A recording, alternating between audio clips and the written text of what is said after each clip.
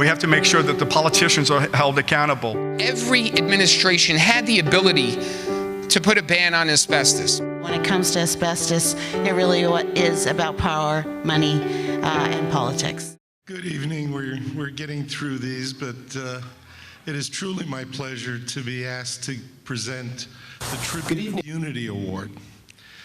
As important and as powerful as ADAO is, having unity among many organizations makes what we do stronger and adds to the likelihood that we will succeed with our goals of banning asbestos, of educating people, and most importantly, preventing unnecessary, preventable death and disease. An organization that we're going to be honoring tonight, the Environmental Working Group, has been strong supporters of the work that ADAO has done.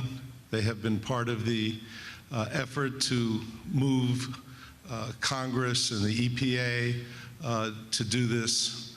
Asbestos has been one of the issues that they find important and important enough to work with us. But if you take some time and look at their website, the Environmental Working Group also looks at other types of exposures that the general public have and can lead to disease.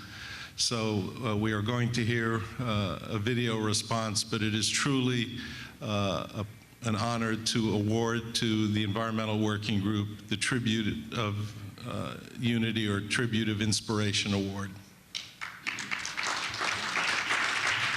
Good evening.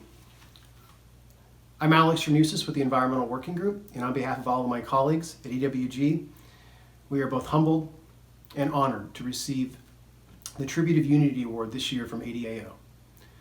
In 2004, EWG unearthed a number of internal asbestos industry documents that showed companies and company executives hid the risks of asbestos from the public for decades.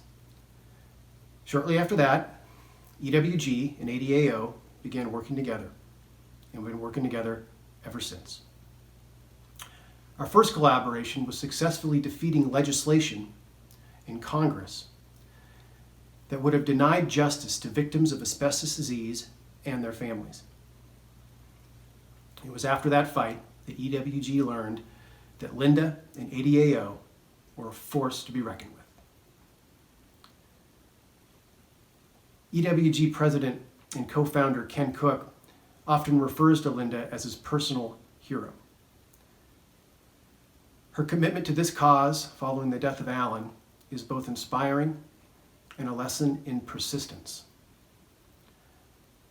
I first met Linda and ADAO in 2007, shortly after coming to EWG, after working for years for the late Senator Frank Lautenberg of New Jersey. ADAO had just released the results of toys it had tested where asbestos was found. It was also just before the holidays.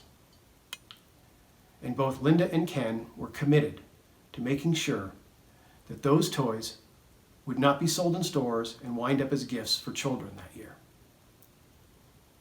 ADAO and EWG sent letters to the biggest retailers, informed the media, and within days, stores across the country pulled the toy in question from the shelves.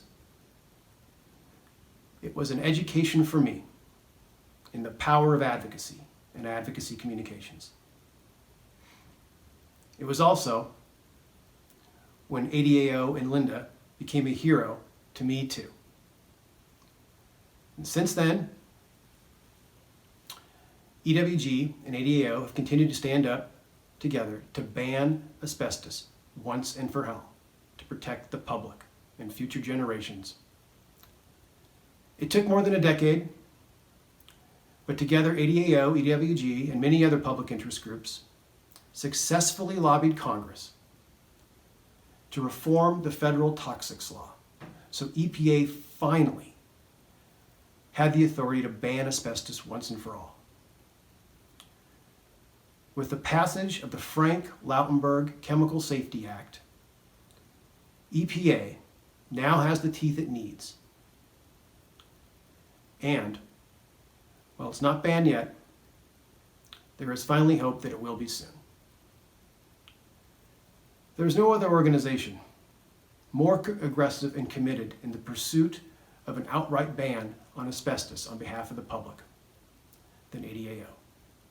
ADAO, Linda, and all those who work and volunteer on their behalf are heroes to everyone at EWG and tens of thousands of Americans around the country.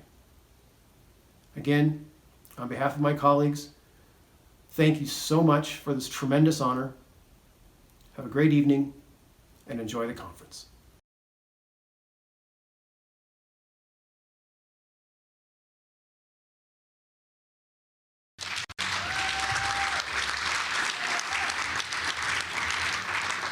What this reminds us of course, is that in unity there is strength. Thank you.